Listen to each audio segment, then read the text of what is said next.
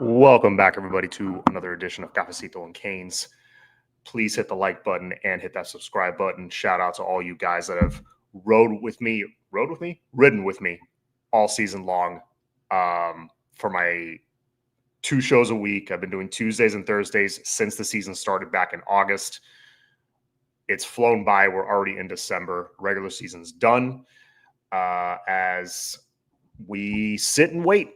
Okay, that's all we can do right now is wait to see what happens with BYU and Texas Tech and to see if the committee comes to their senses, does the right thing, and gives us our rightful spot in the playoffs. Because like I've said, I do believe we are a playoff team and we are deserving to be in the playoff. And I think we do some damage if we were in the playoff. So we're sitting and waiting here. But while we wait, like I said, please hit the like button and hit the subscribe button. Again, thank you guys for the support during this season. I just want to let you guys know up front, this will be my last Thursday show. I will not be doing the 2 weeks anymore. I'll be going back to once a week, back to regularly scheduled programming Tuesday nights at 8. No more Thursday shows because, there won't be any. Well, unless we make the playoff, but I'll still stay to my I'll stay to my once a week, even if that happens. But I just wanted to do it for the regular season. Because, there's a lot to cover during the season. But now the regular season's over. It is a season that, was not without its share of frustrations. But, I think overall, especially the way we finished, as strongly as we finished, a lot of positives to take from it, way more than last year. Last year's 10-2 did not feel as good as this year's 10-2. You have a dominant elite defense, hopefully with a DC that's going to come back next year. Solid offense, some new stars emerging, freshman stars that will be sophomores next year. Hopefully all of them will stay. And a good recruiting class that just came really good. I would say great recruiting class that just came in. Was it elite, like top 3, top 5? Not quite, but another top 10 class for Cristobal and crew. So that's something to be positive about for sure.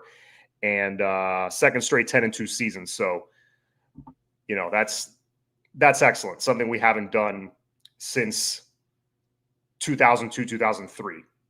That was the last time we did it back-to-back years. So the plane is definitely ascending, heading upwards. That's clear now. We clearly showed that last year with Cam was not a fluke. This is a solid 10-win or more program potentially, and we're going to keep building on that. There's literally zero legitimate reasons Notre Dame can say they deserve to be above Miami. None. Yeah, they have. I agree with you. They have little to no argument at this point. That's one of the things I was going to talk about. The most legit argument they have is, well, Miami's 2 losses were worse than Notre Dame's 2 losses. Fine. All good. But that's an argument you bring up when records are the same, resumes are similar, and they didn't play each other. That's when you start getting in the weeds with all that stuff. But they did play each other, and Miami won. So that should be the trump card. Losses don't matter more than wins, though. Yeah, well, it depends on the scenario because the committee will use that argument both ways. Honestly, I think we should have been ranked ahead of Alabama. Why? Alabama has 2 losses. One of them was to a very bad FSU team. They didn't just lose, they got embarrassed. We went up to Tallahassee, kicked their ass for 3.5 quarters, took our foot off the gas so the score didn't quite look like what it really was. It was a beatdown. And I just think we're a better team than they are. I honestly think put us on the field with Alabama, we would beat them. Their running game is broken. Their offense has been very inconsistent, and we finished strong. We were the opposite. So all that to say, why are we not ranked ahead of Alabama? Well, they have better wins than we do. Their wins matter. Okay. Why are we not ranked ahead of Notre Dame then? Our wins are better than us. Well, they have better losses. Their losses matter. Which one is it? The better losses or the better wins? Which freaking one is it? Sick of this garbage. And then the new narrative they're pushing, the new goalpost that they're pushing back is this BS. Oh, but what about Miami's covering the spread? Sure, but what about the first half spread? What about the first quarter spread? End of the first quarter, Notre Dame had a bigger lead against blah, blah, blah. It's like they're making up new arguments every week to justify Notre Dame being ahead, to justify their mistake, basically. It's embarrassing at this point, to be quite honest with you. They use whatever metric they feel like using in that moment. When clearly, if you look at the committee's guidelines, head-to-head is like the second freaking one. If you have to look at first half spread, you lost the point. Yes, agreed. When has first half spread or first quarter spread ever come into the discussion in the past? Ever. That's a new thing. And then the guys from Bussin' with the Boys, who I'm a fan of. I'm a fan of that podcast. They had Mario on earlier this year after the 5-0 start. I'm a fan of theirs, but then they come with the argument. ESPN had them and Josh Pate on. Josh Pate, level-headed, smart guy. He looks at this stuff, and he's very impartial. He's on our side on this one. They make the argument, well, look at the Pitt game. Notre Dame was resting their starters at the end of the Pitt game, whereas Miami was running the score up. No, that's a lie.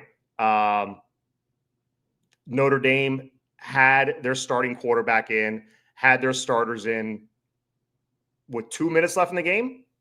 They got stopped on fourth down. Pitt ended up driving and scoring on them, making it not quite as much of a blowout, making it a 22-point win instead of a 30-point win or whatever it was.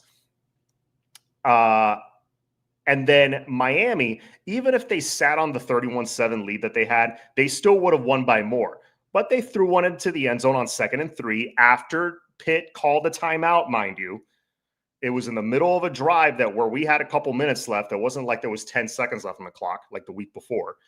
No, it was a legitimate drive. We were trying to score. They called the timeout. We're like, oh, you want to call a timeout and a blowout? Okay, cool. Chuck one in the end zone. We got one-on-one coverage. We'll take advantage of it.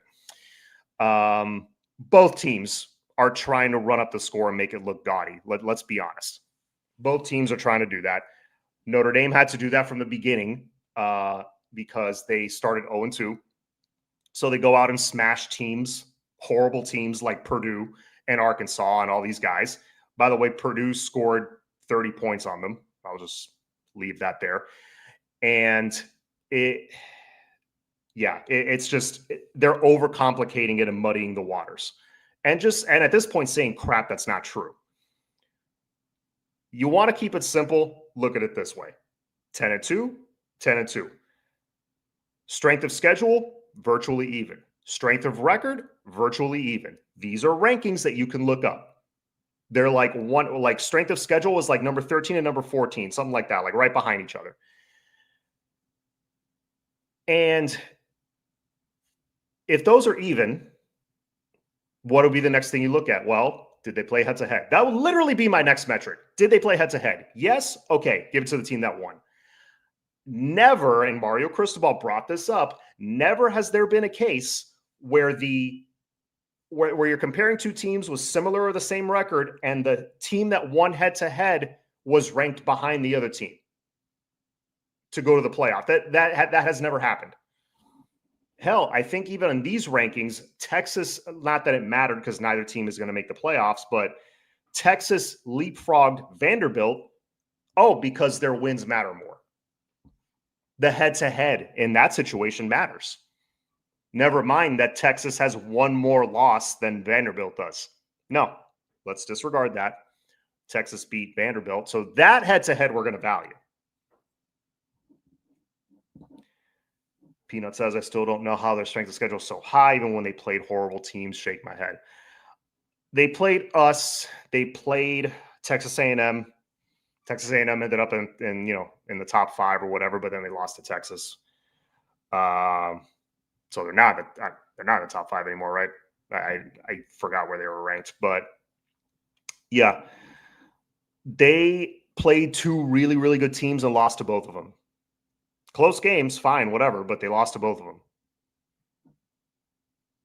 The only other solid team, I would say, that they played that, again, common opponent, was Pitt. We beat Pitt by more. Even if we didn't throw that touchdown at the end in garbage time, we still would have beaten them by more. I hate how they're passing the narrative saying Alabama's automatically in even if they lose. Yeah, that bothers me. Yeah, because they're in the SEC, so they get that, they get that benefit of the doubt.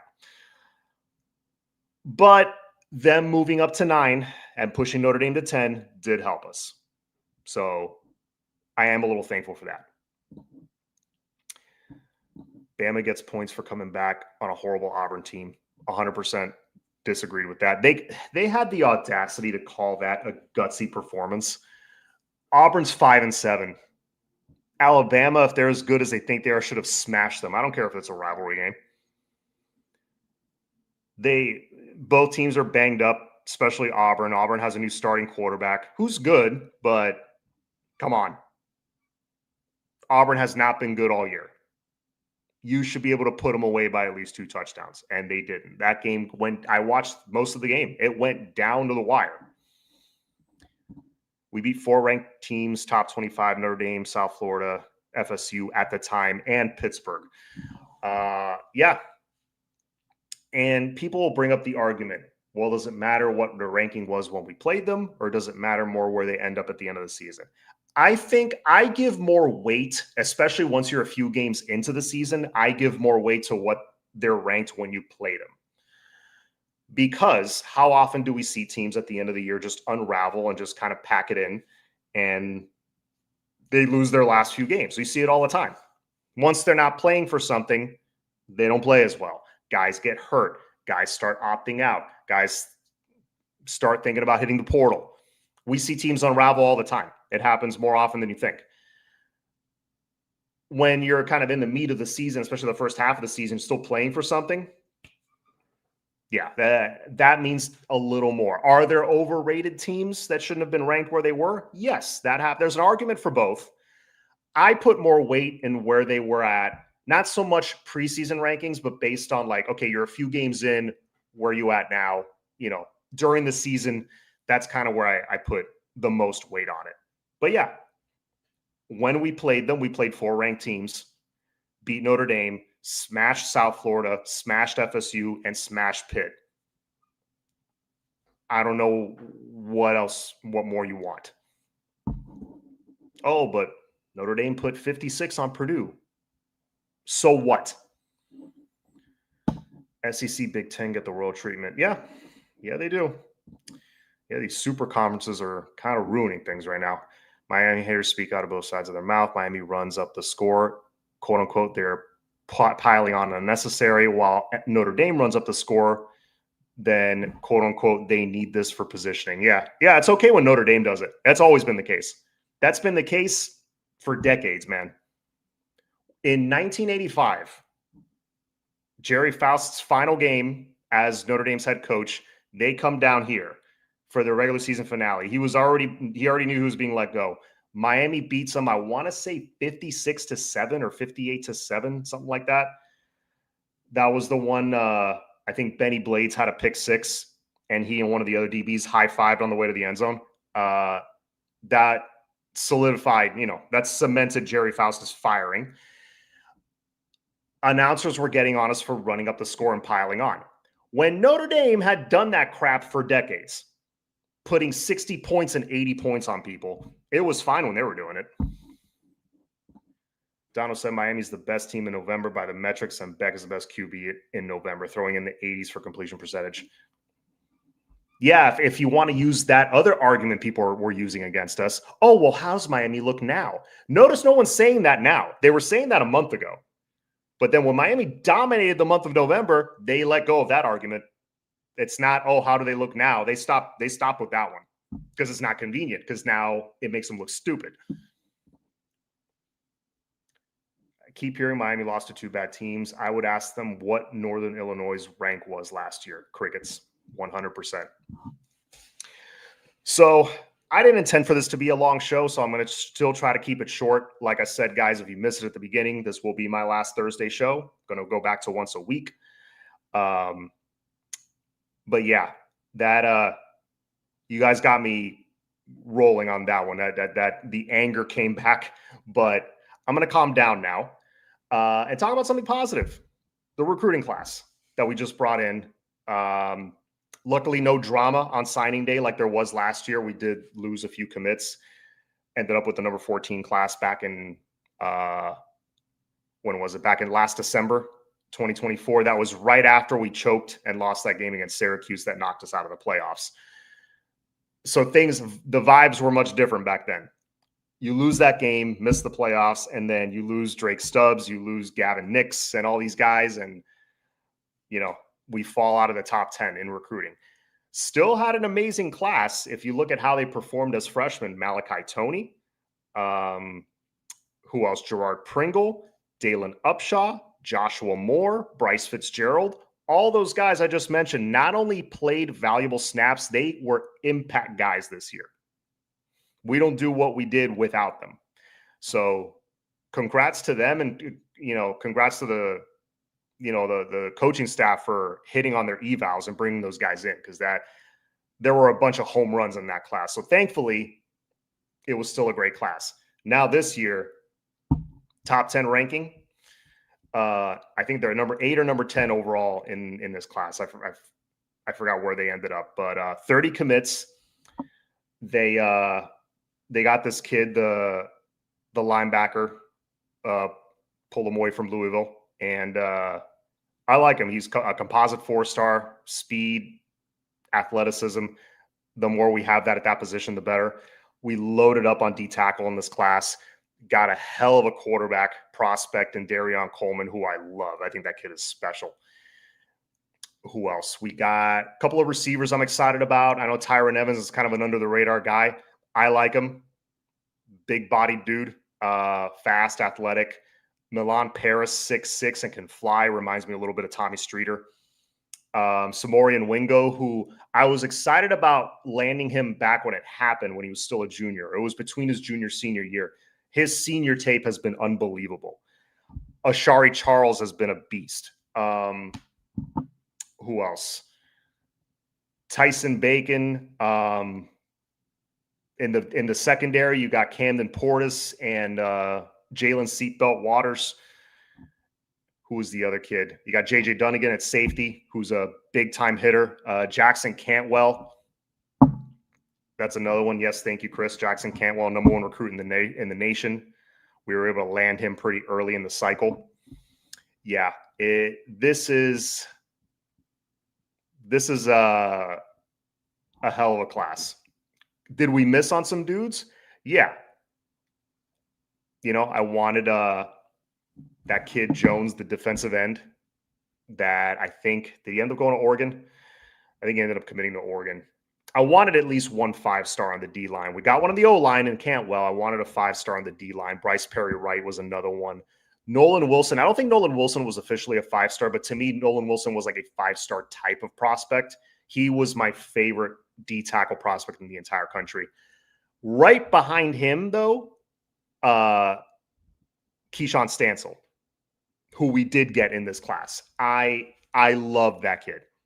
Big time prospect there. So Miami, there, just like with their season on the field, on the recruiting trail, they finished strong, got some key flips, and ended up in the top 10. So I can't be mad at it.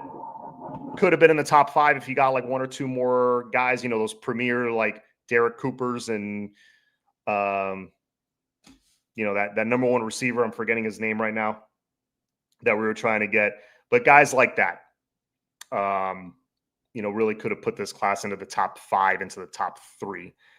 But we're right there. We're knocking on the door of doing that every year, especially now that 10 wins has happened twice in a row now. And not only that, we have marquee victories on national TV. How many times were we on national TV this year? That was big. That exposure alone was big. That's big for recruiting. That's big for, the perception of the program, for optics. though that 5-0 start was big for optics. And so was this discussion of whether or not we should have that final playoff spot is also good for the program because it means we're relevant. It means we are knocking on the door of being in that tournament of 12 teams and playing for a national championship. So all good things. Big picture, it's all good. But yeah, very happy with the class that we just brought in. Notre Dame has a history of cheating with the refs. How much does Stancil weigh? Miami not done yet. Some guys haven't signed yet. Yeah. No, we're not done. Definitely have a chance to sneak into that top 8, top 7.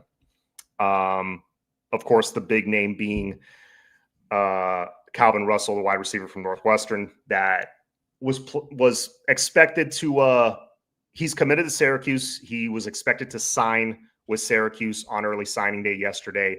Says he's not going to sign just yet. So, of course, that means other teams are kind of back in the race. I would imagine one of those teams are Miami. Another team is LSU. We will see how that finishes. I am not holding out much hope because I know there was a little bit of negativity around his recruitment with Miami early on. I think fences were mended since then. So I guess I'm keeping my expectations low, maybe so I don't get hurt. But the chances aren't zero, I don't think, with Miami. You know, he is a legacy. He is one of his best friends, Malachi Tony's on the team, and you just saw the season he had being coached by Coach KB. So you would say, I would say that Miami still has a chance. I'm not going to say a great one, but if you want to hold out more hope than I am, go right ahead. There's a shot there. 43 called short on the touchdown in the JJ years, lost it. Yep. That was the Catholics versus Convicts game in 1988. That was Cleveland Gary that not only did he break the plane with the ball, not only was his knee down after he broke the plane with the ball, he didn't fumble. It was two things. His knee was down, and his knee was down after he broke the plane. The refs somehow missed both those things.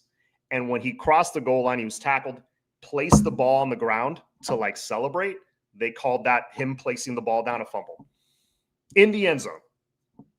Yeah. You don't need instant replay to know that was a bogus call to cost us the game. But yeah, I wasn't alive. I was a year old. What was I? I was born in 87. I was 88. Yeah, I was a year old. I was alive technically. I wasn't conscious, to be able to watch that game as a baby. But I know all about it. I saw the tape. I think I've seen most of that game from beginning to end. A lot of questionable refereeing, but that was in that game. That was the play that the refs screwed up and cost us the game. And I think in that, I think that was the year we didn't play for a championship. We had one loss. It was that game. We end up going to the Orange Bowl, 10-1, 11-1, whatever it was, as a top 5 team. And we just laid waste to Nebraska. I think it was 23-3, 27-3, something like that. It was a blowout. Unfortunately, not for the championship. We don't want Russell. We'd rather pay his teammate Nick Lanier. Nick Lanier is definitely a guy I want to keep in Miami. Did you see Vanderbilt trying to work a 13th game in for the committee and try to get in? No, I did not. I did not see that. Let's see if I missed anything here. John, the CFP is rigged. The secret is out. Secret is out. John doesn't want more than one show a week now. Thanks, John. Yes, super lazy. No, I've enjoyed doing it, but I like doing it during